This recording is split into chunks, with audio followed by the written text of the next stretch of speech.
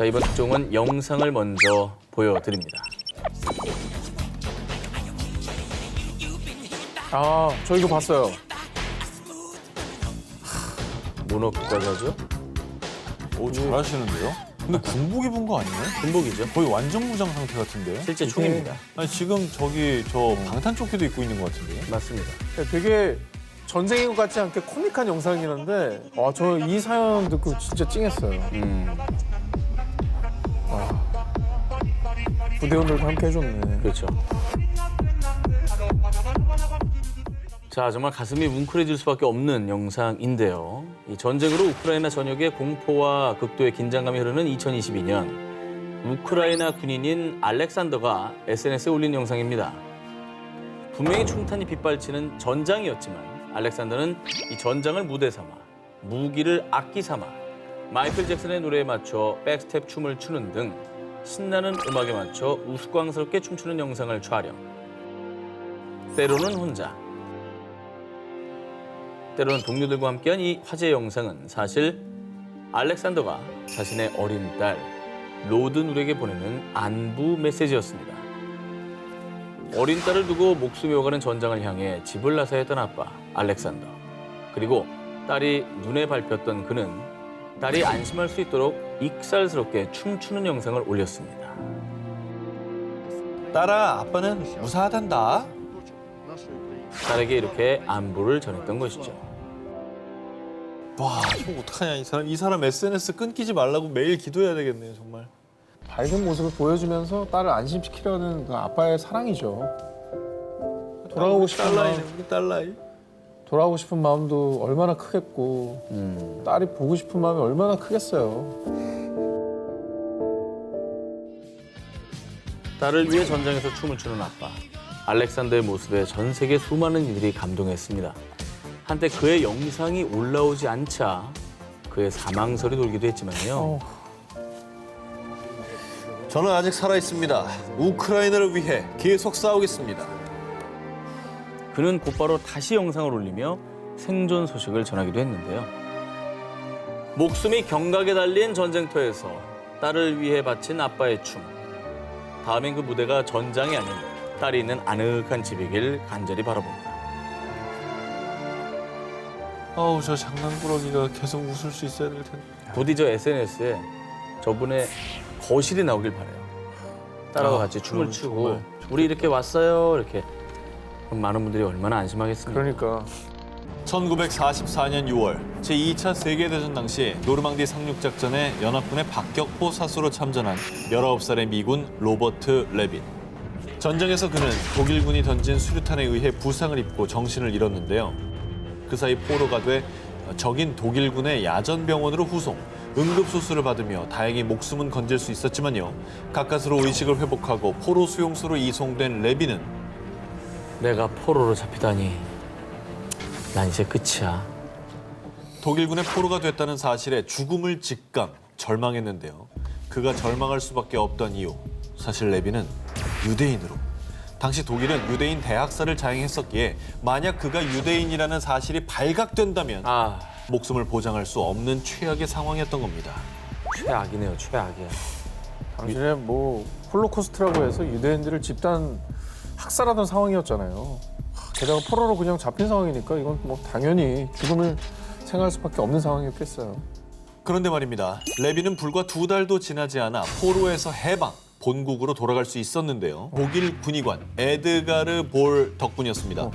볼은 레빈의 수술을 집도하기 전 아니, 이건 유대인 표식이잖아. 레빈의 군번줄에서 레빈이 유대계임을 뜻하는 알파벳 H가 새겨진 것을 발견했고요. 레빈이 혹여나 유대인 수용소로 끌려갈까 걱정이 됐던 군의관 볼은 다른 독일군이 군번줄을 보지 못하게 일부러 없애버렸던 겁니다. 야. 그렇게 포로 수용소에서 풀려나 미국에서 종전을 맞이한 레빈은 제대와 동시에 일상으로 복귀했고요. 타국의 땅에서 죽을 고비를 넘긴 지 38년 만인 1982년 처음으로 프랑스 노르망디를 방문, 생명의 은인인 볼 군의관을 찾아 나섰지만 아이고, 안타깝게도 볼은 몇 년 전 이미 세상을 떠난 뒤였습니다. 아이고. 어떡해. 대신 레빈의 가족은 지금까지 군의관 볼의 가족과 꾸준히 연락하며 소중한 인연을 이어가고 있다고 합니다. 명이다, 명이. 진짜로. 누구죠? 두 분은 뭐 가족인가요? 아, 닮았어. 자, 이 두 사람은요, 피를 나눈 가족도 어린 시절 친구도 아니었습니다. 아, 그래? 하지만 피보다 더 진한 우정을 나눈 관계였는데요. 영국에 거주하는 헤더와 남편 마크는 사실 아기를 갖기 위해 8년 넘게 노력한 난임 부부였습니다. 그래서 대리모가 합법인 우크라이나에서 대리모를 찾던 중 비타라는 여성을 알게 됐죠. 그녀를 만나기 위해 남편과 함께 우크라이나로 향한 헤더는 비타와 시간을 함께 보내며 모성애라는 공통 분모 속에서 어머. 국적과 언어를 초월해 우정을 쌓았습니다. 와, 그리고 2022년 1월 드디어 헤더 부부가 오랜 세월 그토록 바랐던 기적이 비타를 통해 이루어졌고요. 비타 역시 진심으로 축하를 건넸습니다. 자, 그런데 얼마 뒤 전쟁의 그림자가 서서히 비타의 가족을 향해 다가오기 시작. 곧 전쟁이 일어날지도 몰라. 위험하니 나랑 영국에 가자. 난 여기서 나고 자랐는데 어떻게 그래? 그리고 괜찮을 거야. 비타는 영국으로 함께 가자는 헤더의 제안을 거절. 하지만 헤더 부부가 아기와 영국으로 돌아간 지 약 2주 뒤 우려는 현실이 됐습니다. 러시아군이 병원을 습격하고 민간인을 학살하는 등 생각보다 전쟁의 사태가 심각해지자 헤더는 비타를 위해 한 가지 결심을 합니다. 내게 아기라는 기적을 주었으니 이제 내가 당신을 구할 차례야. 비타, 제발 거기서 떠나. 약속해. 내가 데려와 줄게. 날 믿어. 헤더의 간곡한 설득에 비타는 가족과 우크라이나를 탈출하기로 결심. 비타 가족이 폴란드와 독일을 거쳐 벨기에를 운전하는 동안 헤더는 비타 가족을 위해 숙소를 대신 예약해줬고요.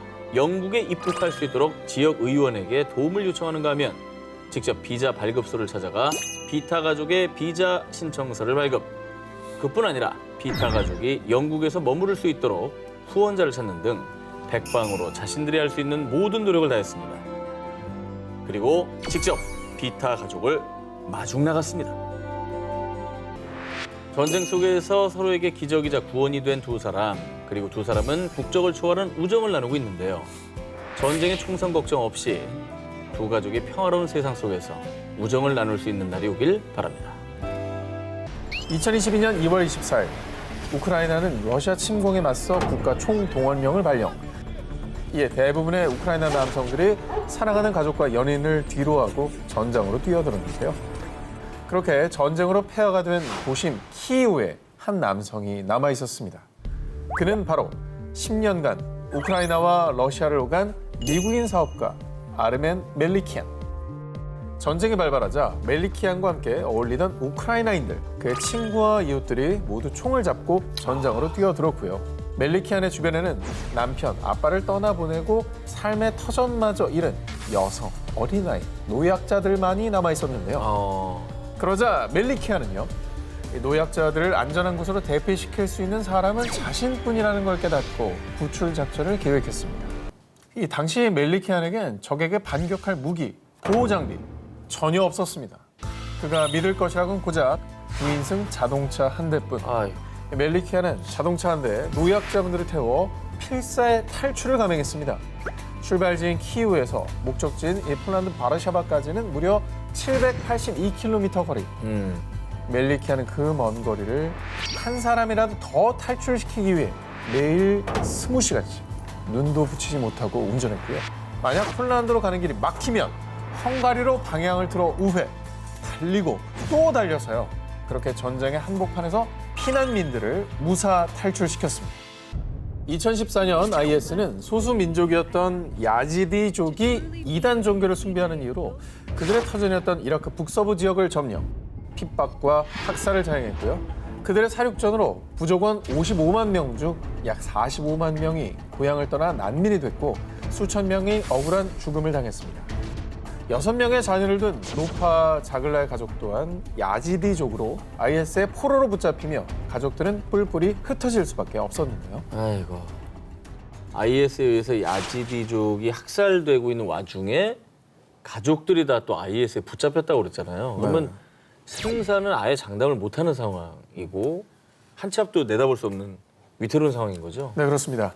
하지만 2년 뒤 정말 다행히도 자글라와 4명의 자녀는 IS로부터 간신히 탈출에 성공. 아유 다행이네. 캐나다로 이주할 수 있었는데요. 하지만 남편과 두 아들의 행방은 여전히 알 수 없었습니다. 아 그렇게 잃어버린 가족들의 생사도 모른 채 애를 태우던 중 2017년 7월 자글라는 온라인에 퍼진 IS 포로 구출 상황이 담긴 영상 속에서 잃어버린 두 아들 중 한 명인 에마드 타모를 발견.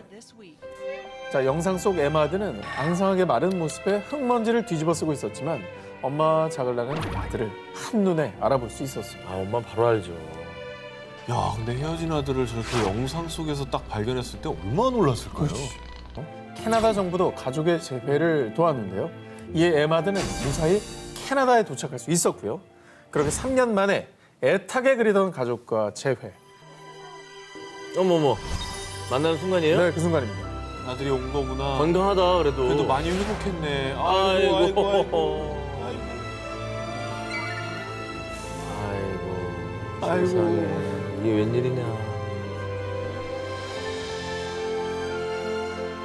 생사도 몰랐었는데. 죽었다고 생각할 가능성이 얼마나 높았겠습니까? 거의 뭐 포기할 만한 상황. 3년 만에 지금 만난 거잖아요. 아이고, 축하합니다. 정말. 전쟁이 아니었다면 이별할 일도, 타국에서 기적적으로 재회할 일도 없었을 가족들. 세상의 모든 전쟁이 끝나고 헤어졌던 모두가 무사히 재회하는 날이 하루빨리 오길 간절히 바라봅니다. 2022년 2월 미국. 러시아가 우크라이나 국경에 계속해서 군대를 집결한다는 소식을 들은 윌리엄 허바드. 뭐? 이러다 전쟁이라도 나면 어떡하지? 당장 딸과 손자를 데리고 와야겠어. 허버드의 딸 22살 에이슬리는 우크라이나에서 대학을 다니며 6개월 된 아들 세라핌을 키우고 있었습니다. 허버드는 안전하게 딸과 손자를 미국으로 데려오기 위해 곧장 우크라이나로 날아갔습니다. 그런데 에이슬린이 코로나19로 인한 감염이 걱정돼 가정 분만을 하면서 출생 신고를 제때하지 못했고요. 헐. 그로 인한 서류 부족으로 당장 미국으로 출국할 수가 없었습니다. 어쩔 수 없이 혼자 미국으로 돌아와 있던 허바드. 그런데 그가 미국으로 들어오고 바로 다음 날인 2022년 2월 24일 아이고. 허바드의 우려는 현실이 되어 러시아가 우크라이나를 침공. 아우. 진짜 바로 다음 날 전쟁이 터진 거예요. 네, 다음 날. 하지만 아버지는 강했습니다. 내가 직접 가서 딸과 손자를 구해야겠어. 허바드는 홀로 험난한 가족 구출 작전에 돌입. 비행기를 타고 터키 이스탄불에 내린 뒤 폴란드 남부로 이동. 아이고. 도보로 우크라이나 국경을 넘고 차를 얻어 타 결국 우크라이나의 수도인 키이우에 도착했습니다. 자, 그렇게 허바드가 이동한 거리만 약 10,000km. 와, 정말 딸과 손자를 데려와야 된다 그 생각밖에 없었나 보네. 그러니까. 저 생각이 없었으면 못 가는 거리죠, 사실은. 자, 문제는 그때부터였습니다. 포탄이 터지고 매일같이 총성이 울리는 상황 속에 걸어서 국경을 이동해야 했던 허바드의 가족들. 허바드는 안전을 위해서 러시아 군들을 피해 위성 지도를 보면서요. 사람이 잘 가지 않을 법한 어려운 길로 직접 경로를 찾아냈고요. 추운 날씨에 아들을 등에 업은 에이슬린과 그녀의 남자친구는 허바드를 따라 깜깜한 숲속을 건너고 강물에 몸이 흠뻑 젖는 고생을 거쳐 마침내 슬로바키아에 도착. 저 모든 걸 걸어서 했다는 거예요. 길이 아닌 데로 가니까 얼마나 힘들었겠어요. 자, 그런데요. 슬로바키아 당국의 도움을 받아서 무사히 국경을 건넌 허바드의 가족들. 세라핌의 서류가 처리될 때까지 유럽에 머물다 미국으로 돌아갈 계획이라고 합니다. 지금도 세계 곳곳에는 크고 작은 전쟁으로 인해서 가족들의 생사도 모르거나 구하러 가지도 탈출하지도 못하는 사람들이 참 많습니다. 하루빨리 평화가 찾아와서 전쟁으로 인한 비극이 더 이상 일어나지 않길 바랍니다. 미국이 이라크를 침공한 2003년 남아프리카 공화국에 거주하는 남성 로렌스 앤서니는 돌연 이라크행을 결심했는데요. 남아공에서 이라크까지는 무려 약 6,400km의 거리. 온갖 방법을 물색해 미국 중부 사령부의 허가를 받아서요. 겨우겨우 이라크 입국에 성공했습니다. 하지만 에? 바그다드로 들어간다고요? 전쟁 중인 건 알고 있는 거죠? 이라크 수도 바그다드는 언제 어디서 총알이 날아와도 이상하지 않은 전쟁터의 한복판. 더군다나 앤서니처럼 파란 눈의 백인은 이라크인들이 이 적인 미군으로 오인할 수 있었기에 더욱더 위험한 행동이었는데요. 산전수전, 우여곡절 끝에 앤서니가 도착한 곳은 바그다드의 한 동물원. 사실 이 전쟁이 일어나면 대부분 이 사람들의 생존 여부에 이목이 집중되기 마련이지만요. 전쟁터에 버려진 동물들, 특히나 동물원에 갇혀있는 동물이라면 더더욱 생명을 위협받을 수밖에 없는데요. 이에 야생동물 보호구역을 운영할 정도로 동물 애호가였던 앤서니는 전쟁으로 폐허가 된 바그다드 동물원의 소식을 접하고요. 안 되겠어. 내가 가서 저 동물들을 구해야지. 도와주지 않는다면 죄 없는 동물들은 모두 죽고 말 거야. 오직 동물들을 살리겠다는 일념 하나로 전쟁터 한복판 동물원으로 기꺼이 목숨을 건 여정을 떠났던 겁니다. 아니, 그 당시 동물원의 상태가 어땠는지 궁금하거든요. 네, 동물원의 상태는 한마디로 폐허 그 자체였습니다. 동물들을 노리는 약탈꾼들로 인해 우리 곳곳이 부서진 건 물론 동물들의 사체와 배설물이 곳곳에 널브러져 있었는데요. 약 650마리의 동물 중 살아남은 건 원숭이, 새, 곰 등 겨우 35마리뿐. 그마저도 제대로 먹지도 마시지도 못해 죽어가고 있었습니다. 자, 이를 보은 곧바로 동물원 복구를 위해 두 팔을 걷어붙인 앤서니. 양동이로 물을 길러나르고 먹이를 주고 우리를 청소하고 또 죽음의 위협이 도사리는 도시를 수색해 낙타와 타조 등 살아남은 동물들을 겨우 구조했는데요. 물론 전쟁터 한복판이었기 때문에 앤서니 목숨이 위태로운 일도 부지기수였지만요. 약 6개월간의 숱한 노력 끝에 동물원은 정상화됐고 역사 속으로 묻힐 뻔한 바그다드 동물원은 2007년 7월 17일 기적적으로 다시 문을 열었습니다. 누군가는 동물을 위해 위험한 전쟁터에 뛰어든 앤서니가 너무나 무모하다고 할 수 있을 텐데요.